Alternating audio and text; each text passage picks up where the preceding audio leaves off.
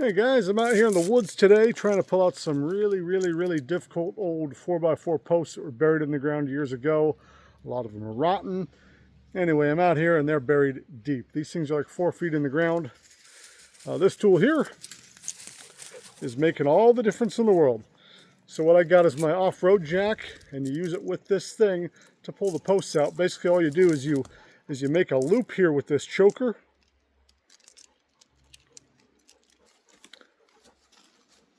That goes around the 4x4 post, so you can loop it around the post first, pull the chain through it.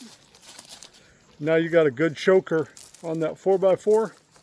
And then this other side, this chain side, you use this to pull on with your off-road jack. So you just loop your chain around your off-road jack and clip it in to your hook and start pulling. It is really easy to use, super low tech. You don't need electricity or gasoline or whatever, but this is a great post puller.